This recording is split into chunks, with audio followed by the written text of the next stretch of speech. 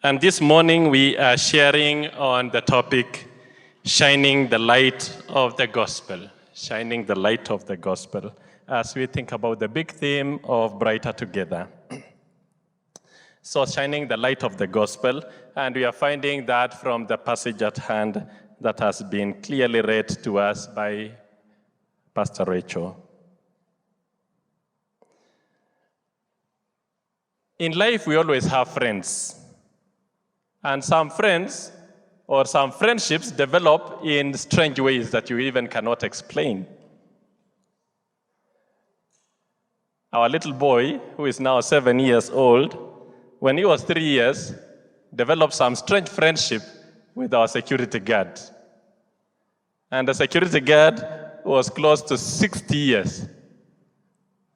And he became a very close friend to our little boy who was 3 years. And strangely, the boy would stay with him sometimes up to late at night. We bring him home, he disappears. And he always loved when he saw his friend, the security guard, opening the gate and closing it. That was just out of this world for him. And we tried to understand what is happening between this little boy and the security guard. We thought maybe there are some goodies that the security guard is giving the boy, and the boy is so much attracted to the friend. But there was nothing.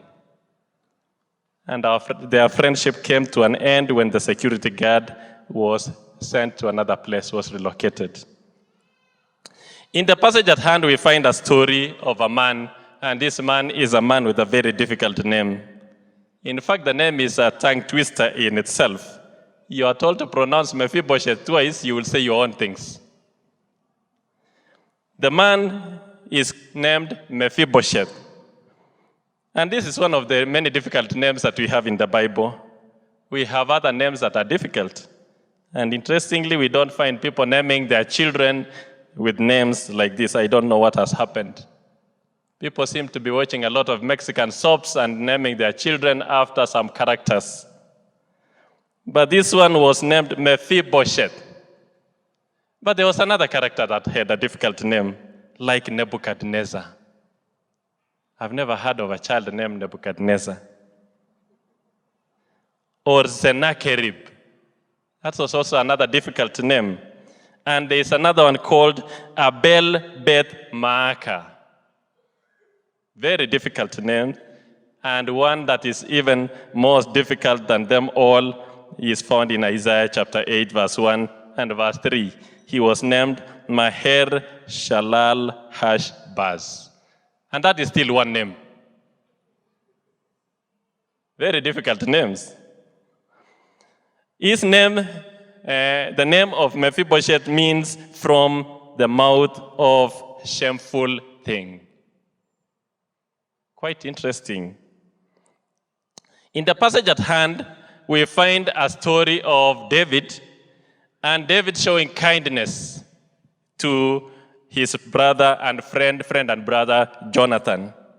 And it is of interest that the relationship between David and Jonathan was a strange one.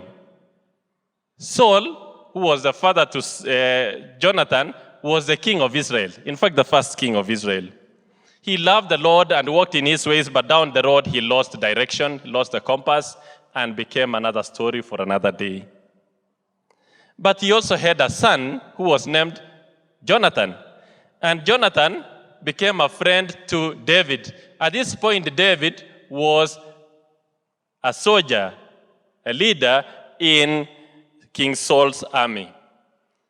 And being a soldier in King Saul's army, there was something else also about David and Saul that was of interest to note. That David married Saul's daughter, who was named Michal.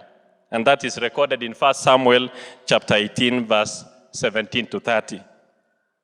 So David knew Saul both as the commander-in-chief, but also as father-in-law. But he also knew him as the father to his close friend named Jonathan. Strange enough, Saul who was the father-in-law to David and a commander-in-chief, hated David so much. And every time the discussion that came up about David, Saul's response to that discussion or that conversation was clear that there was deep hatred.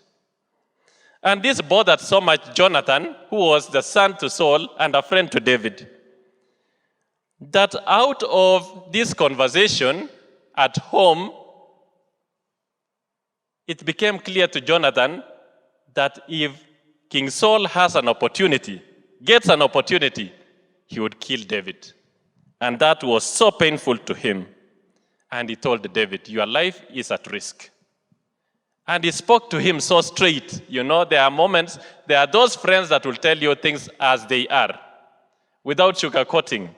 I think Jonathan told David, without mincing his words, that if my dad finds you in a dark corner, that's the end of you. Don't even think that you can find yourself in that situation. You will be gone. And that cemented their friendship so much that they even swore on oath before God that they will keep their friendship, whether dead or alive. And in 1 Samuel chapter 20, verse 15, David vowed that he will not cut off kindness in the house of Jonathan forever.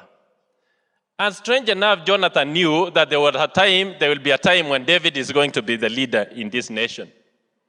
And he told David, when that time comes, when my father Saul is gone, and I am gone, please show kindness to my family. And David swore that he's going to do exactly that. Now a time came, both Saul and Jonathan died in a battle that was in Mount Gilboa. And both died. And now David ascends to the throne. It was history, it was, expected at the time that whenever a king takes over the throne, the descendants of the other king, especially the sons, because this was a patrilineal society, especially the sons, would all be killed so that they do not pose a threat to the new king. So Jonathan knew at one point there will be something that will happen. And if Saul is dead, of course, by law, he knew that his life will be in danger as a son. So he knew he'd be dead also. And he says, when that time comes, David, when that time comes, and my father Saul is gone, and I am gone myself, please show kindness to my family. After David ascends to power, he became powerful. On the other side, Mephibosheth took over leadership also, trying to lead in the line of his father, King Saul. But the leadership or the power, the strength was more powerful on the side of David more than Mephibosheth. And a battle ensued. In fact, it is said in history, David worked so hard to make sure that that battle never happens. He had purpose that I will not fight anyone in this family for the sake of my friend and brother Jonathan. And he worked so hard to stop that, but it never happened. And what happened next is that there was a civil war, and in the process, Mephibosheth is killed. And now David takes over the throne fully. And when he takes over the throne, things happened. Down the road, we are introduced to a young man who still survived. Surprisingly, when the war broke out, whenever there is war, people run for their dear life. You don't go for what you own. You run for your dear life. You've seen in the war that is happening in Russia right now. And you can see many people running for their dear lives. Some are driving cars, but you get into a situation where everybody is on the road, and so you cannot move. And a quick evaluation, when there is a crowd, you can become an easy target. So people would get out of the car, you pick your small bag, and you leave the car there. Know that you're going to come for it later. You leave and you say to your beautiful car, "Kwaheri kabisa." and move, because at that point, life is more important. And now, as the people are running out of this, trying to secure their lives, we are told that the nurse who was carrying or taking care of this little boy, Mephibosheth, as she was running for her life, slipped and fell. And the little boy dropped down and broke both his feet in the rocky hills of Mahanaim. And there's no time to go to the hospital to find attention. So you have to hide first, because this little boy is a descendant of the royal king. If he is found, he will be killed. So he had to hide this boy for some time. And his bones healed, and they never healed correctly. So he remained crippled for life. Many years passed by, and things happened. And King David sits on the throne. And then he remembers that there was a friend of mine named Jonathan, whom I had vowed that I will keep our friendship and I will show kindness to his family. And so this passage comes forth. David in chapter 9, verse 1, David asks, "Is there anyone left in the house of Saul whom I can show kindness for Jonathan's sake?" Remember, the kindness that David is going to give to whoever will come up was not because of this person who comes up. It was for Jonathan's sake. And at this point, Jonathan is long gone. He's dead. And he inquires. And as a king, he is told, actually, there is a man who works in that family named Ziba. And he summons Ziba. And Ziba shows up. And David tells Ziba, "Is there anyone in that family who is still alive?" Of course, Ziba knows how costly at this point to tell a lie before the king. If you tell a lie, that is your last lie in life. So he says, yes, there's someone. And this one is crippled. He's actually in Lodebar, and is being housed by somebody named Makir. And he's told, go get him. Mephibosheth at this point was living in hiding, taking care of his life and waiting. Of course, in his heart of hearts, he knew there will be a time when there will be a knock on that door, and that knock on that door will spell doom for my life. Because if he is found, he will be killed. That was the rule. And the knock came to the door, and it is Ziba. And Ziba tells him, the king wants to see you. And boom. I think Mephibosheth, as he was going, he was telling his friends, "Kwaherini kabisa, it was nice meeting you guys." He knows he's not going to come back. He knows he's going to die. And so he comes. Verse 5. So King David had him brought from Lodebar, from the house of Makir, son of Amiel. When Mephibosheth, the son of Jonathan, the son of Saul, came to David, he bowed down to pay honor. And David said, "Mephibosheth, your servant," he replied. Verse 7, "Don't be afraid," David said to him, "for I will surely show you kindness for the sake of your father Jonathan." I think when Mephibosheth showed up in the king's palace and fell down in the presence of the king, because that was the rule, and swore loyalty, that at your service, and falling down was a sign that I am loyal, completely loyal. And I think as Mephibosheth was down there, he was thinking in his heart of hearts that perhaps the king would want to tell me, "Ulidhani utatoroka mpaka siku gani?" You remember the statement, "Mkono wa serikali iko kila mahali," I think he was thinking, now he wants to tell me, "Why have you been hiding? You thought you'd never be found." He expected the king's wrath upon him. But strange enough, he receives king's commendation and welcome. David immediately receives him and gives executive orders. He says, I will restore all the land. Listen to what he says in verse 7. I will restore to you all the land that belonged to your grandfather Saul, and you will always eat at my table. Immediately David sees Mephibosheth, and we know his situation. He was lame. He says, I will restore all the land that belonged to your dad, your granddad. The rule at the time was, if you take over leadership, the property of the other king that you have overthrown, you take everything that belonged to him. That is yours by law. And so David was not under any obligation to return this land. By law, he was okay to have it.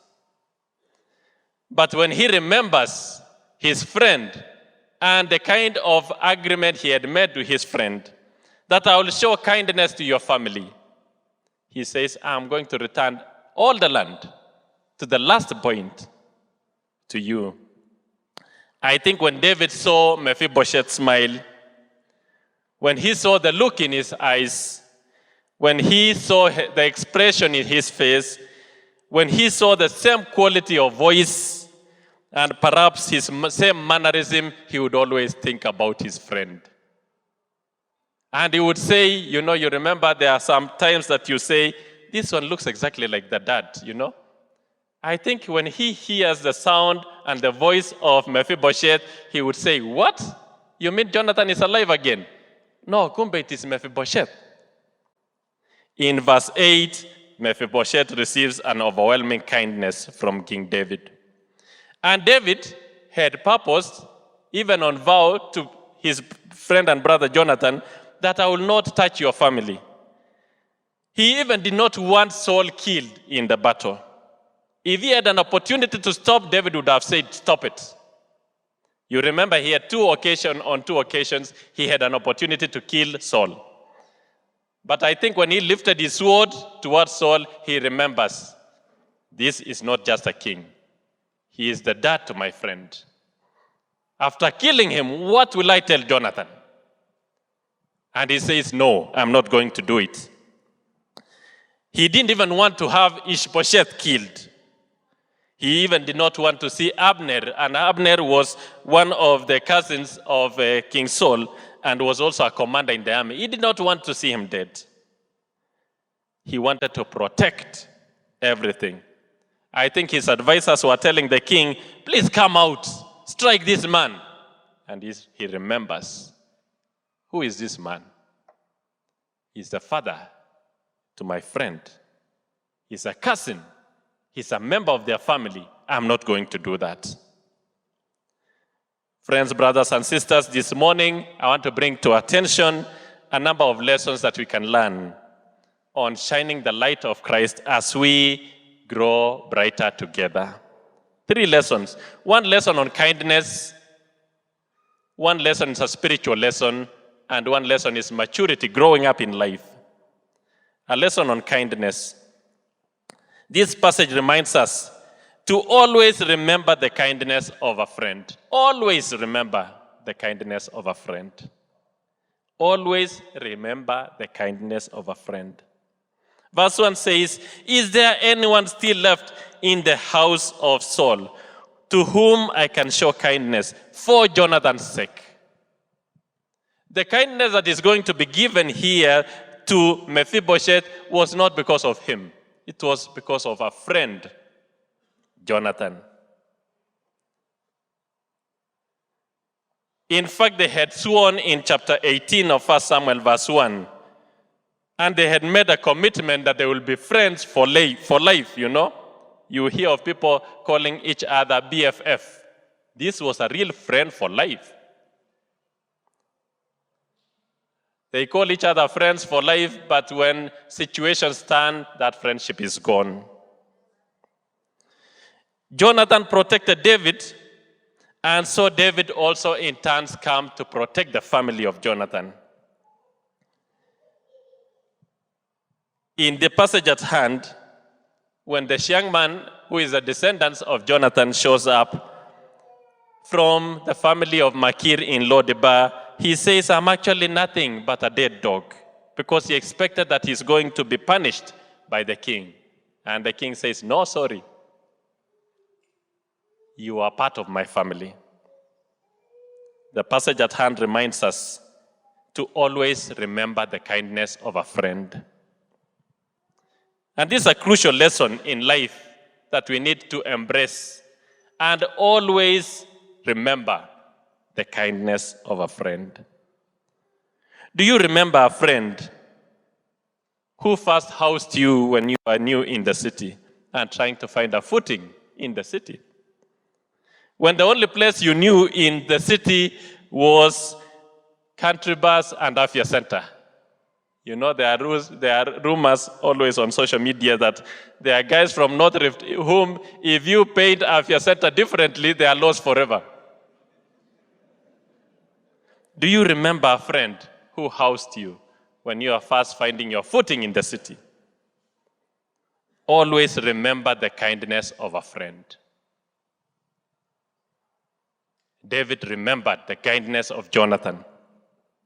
Do you remember the friend who helped you learn the culture in your work environment when you were very new and helped you to settle down and how to navigate life in your work environment? Do you remember them? The passage at hand reminds us to always remember the kindness of a friend.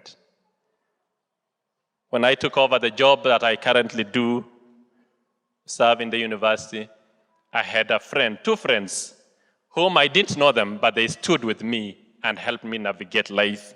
One is a Catholic priest named Father Kaigwa, who made sure that in the house that I was going to occupy, the house is cleaned, and he even made sure that it had enough lights. All the lights that were broken, he replaced at his own cost. Never asked me for a shilling. And this is a stranger we were meeting for the first time. Do you think I will forget that friend? In fact, when at that time my wife was seriously expectant. You understand what I mean, seriously expectant. This is for adults only, you know. And my friend and brother, the priest, offered to drive me to Aga Khan. He told me, I will be your chauffeur. I'll drive you to Aga Khan. But to book the space for your wife, I cannot help you because I don't know that language.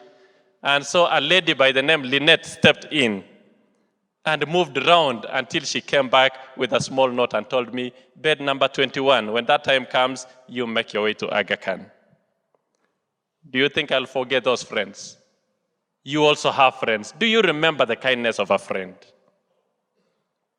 Do you remember the family that helped you during your school days when you could not make ends meet and God used different people to provide for you? Do you remember them? Now that the Lord has blessed you, do you remember them? Always remember the kindness of a friend.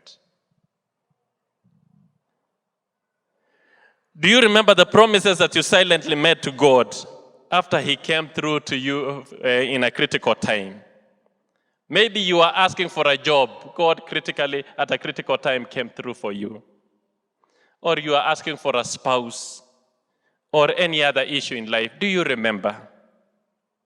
Remember kindness.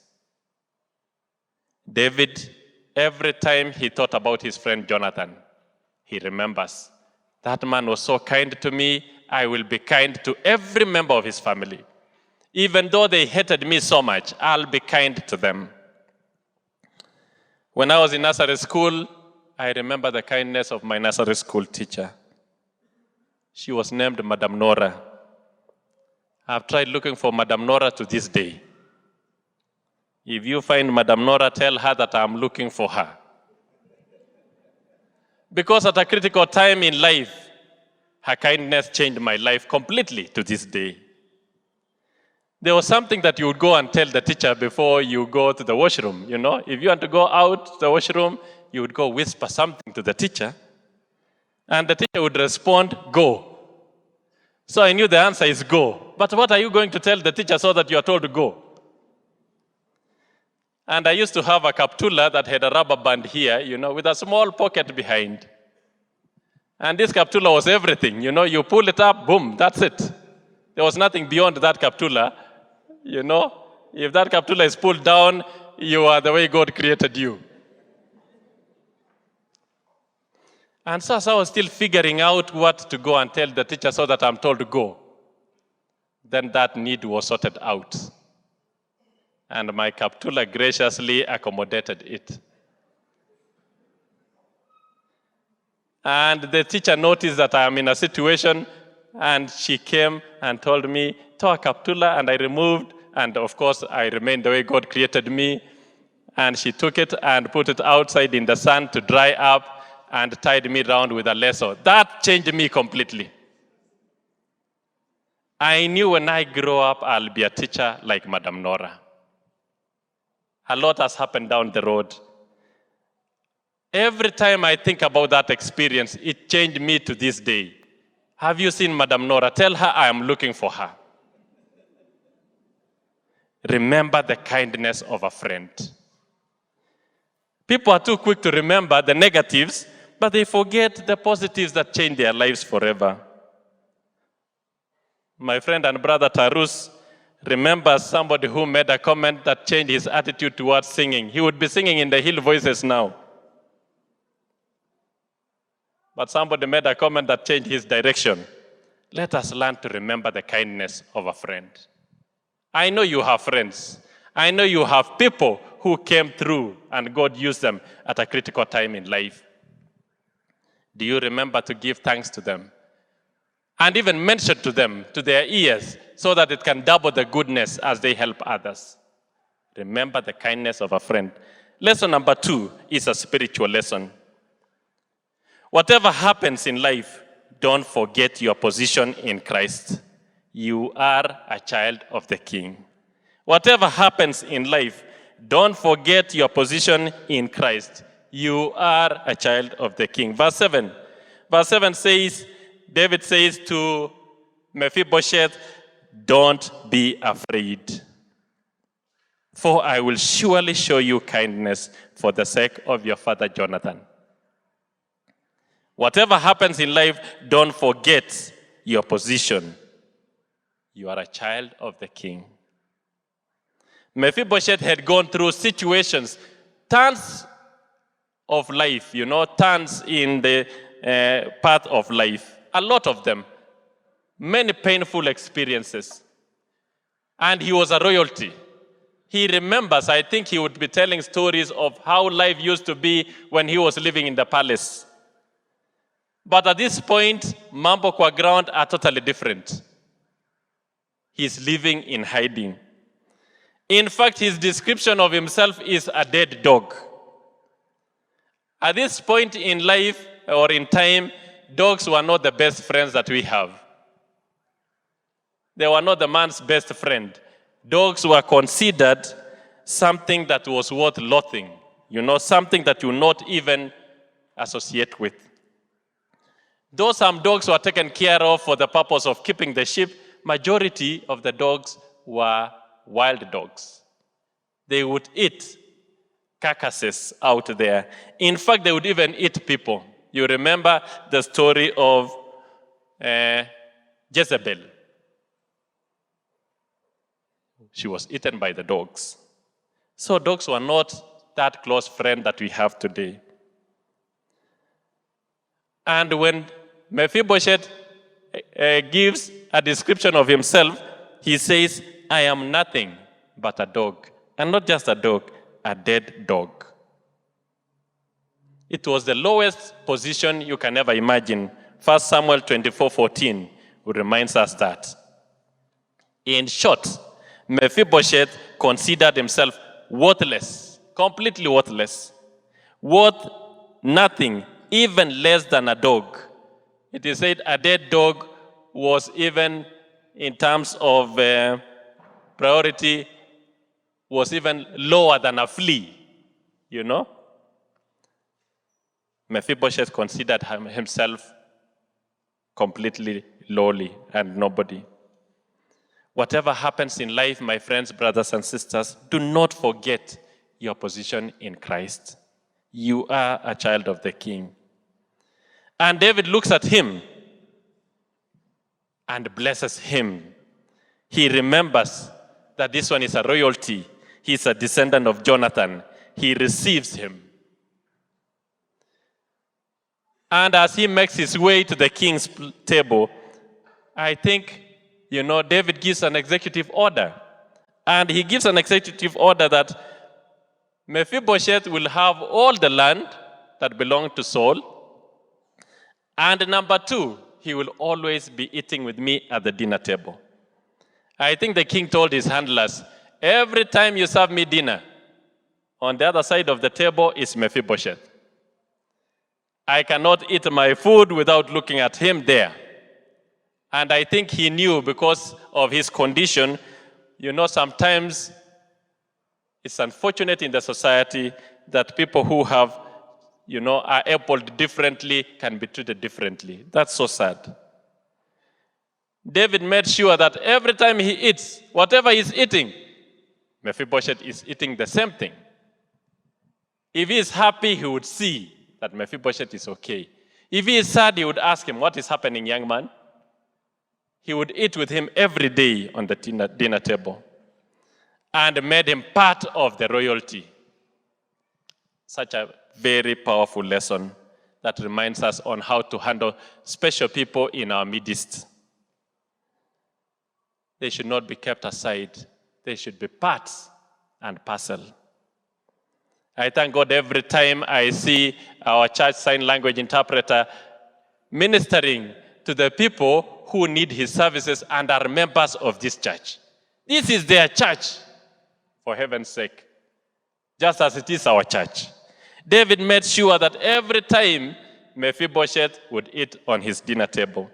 And as Mephibosheth crawled his way to the dinner table, David would always see his friend Jonathan in him and would take care of him. I thank God we also have special children in the Sunday school who are members of this church. This is their church. This is their church. The story of Mephibosheth reminds us of God's grace that he has been given to us through Jesus Christ. In fact, it's a story that tells grace that is written all over it.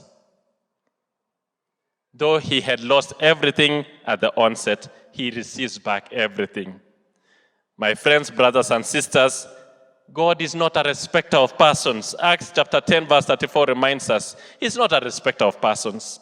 He treats us all equally. He doesn't look at our socioeconomic status. He doesn't look at the color of our skin. He doesn't look at our ethnic origins. He treats us all equally as children of God. Whatever happens in life, don't lose your position in Christ. Don't forget your identity. You are a child of God. Sometimes situations in life come that really eat into our self-esteem and can cause us to forget who we are. Think of this, a spouse walking out of your marriage, as it happens nowadays.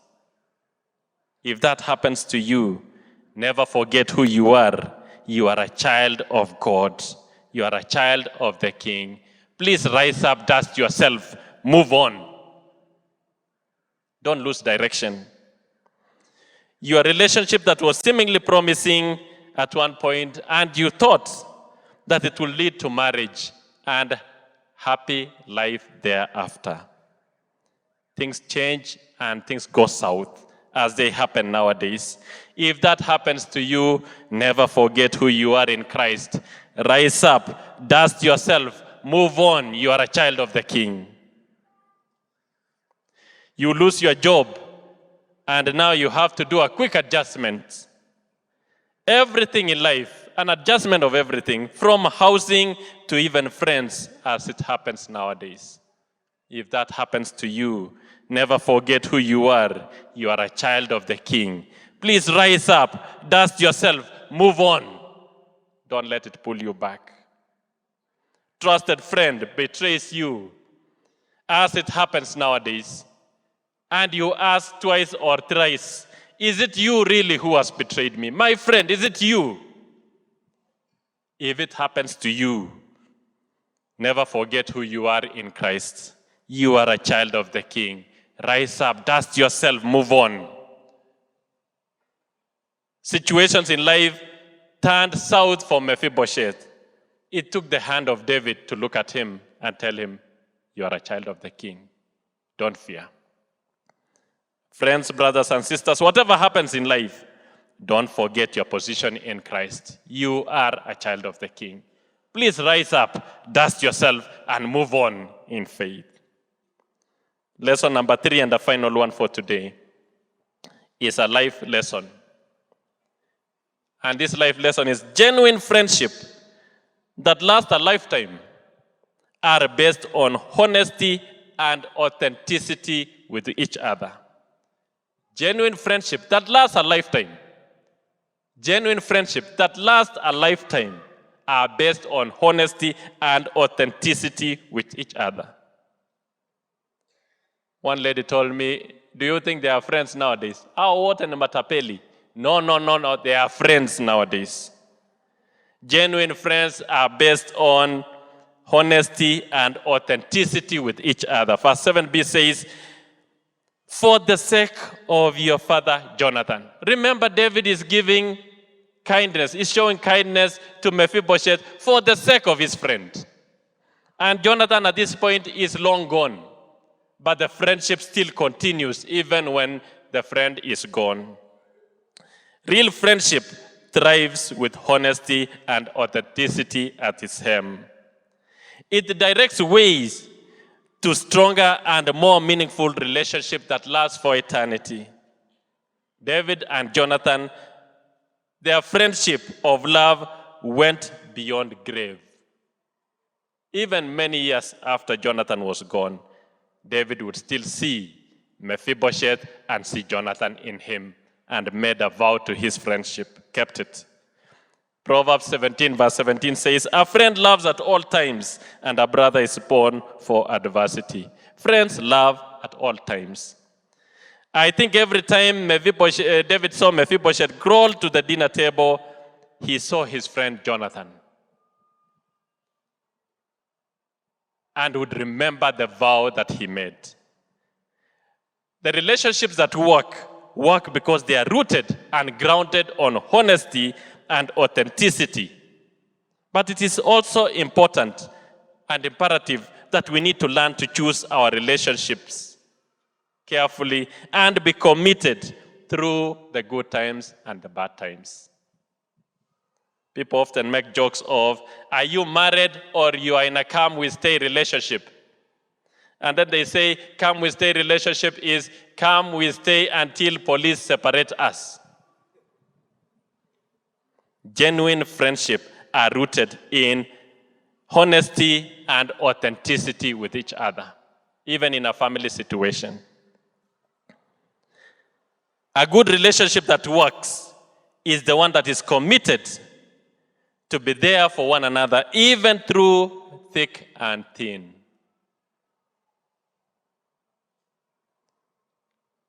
A man who worked in government some years back narrated his experience after he lost the job.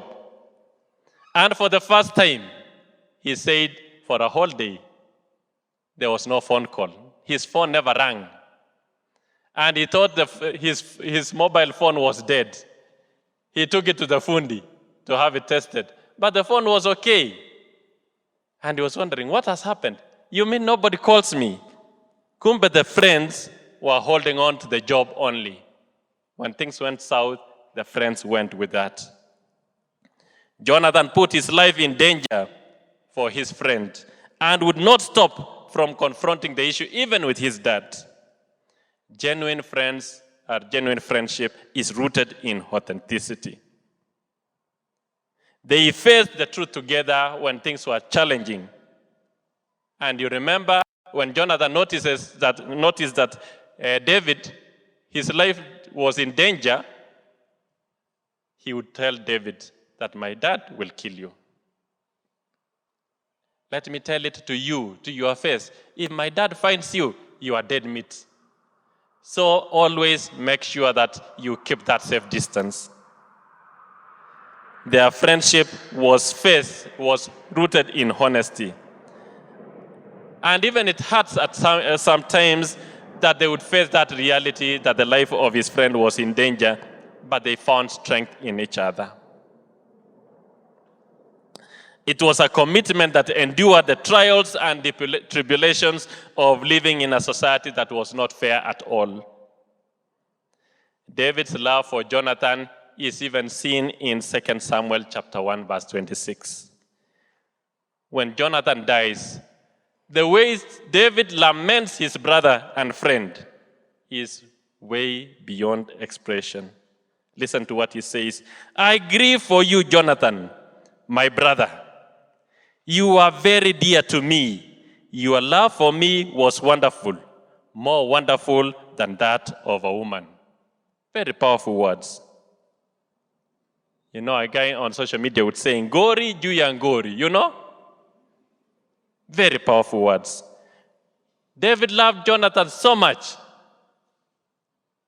that when he is dead, he mourns, and you can see the way he mourns even through these words.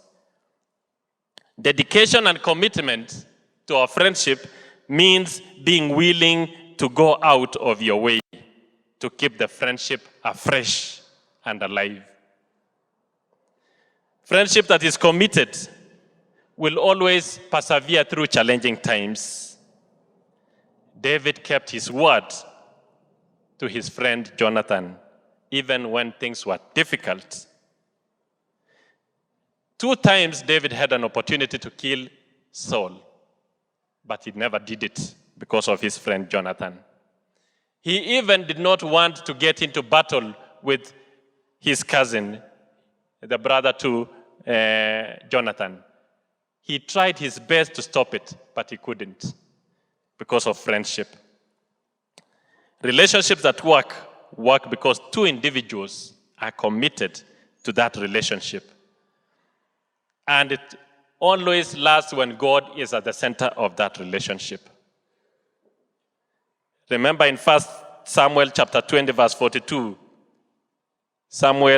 Jonathan says to David, go in peace, for we have sworn friendship with each other in the name of the Lord, saying, the Lord is witness between you and me, and between our descendants and your descendants forever. Let us learn to cultivate relationships, friendships that last forever. Jonathan and David remained committed to one another in spite of family members not being on their side. They still remained committed to their friendship. In spite of years of being on the run, they remained committed to one another.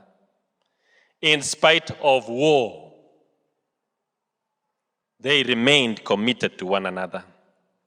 In spite of death, they remained committed to one another. The truth is, they protected each other and guarded their secrets at all times. They guarded their families in spite of all the baggage that was there. We have seen friends, upon passing of one of them, instead of standing with a friend and the family, instead of standing with the family, he goes for his friend's wife and makes him a wife. Bad manners, it should not happen to us. We have seen friends, upon passing of one of them, forgets even their children, do not even remember who the children were. This is bad manners. It should not happen to us. We have seen friends, upon passing on of one, joins the other camp that were out to destroy this family, to disinherit them. And he was a friend.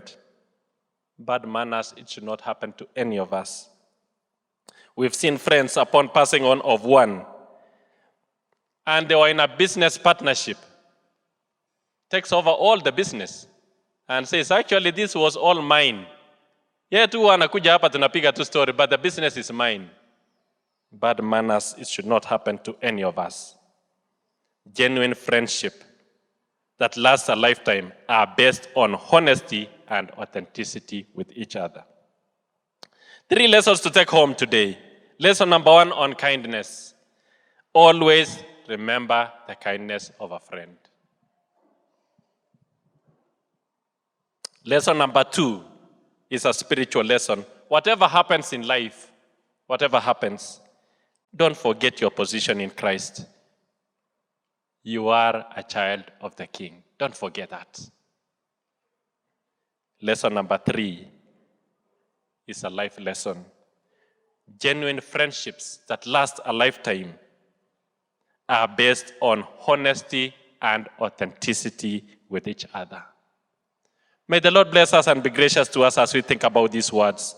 May His light continually shine upon us and remind us to always remember kindness of a friend, to always remember whatever happens, our position in Christ, and to always know that genuine friendship that lasts a lifetime are based on honesty and authenticity with each other.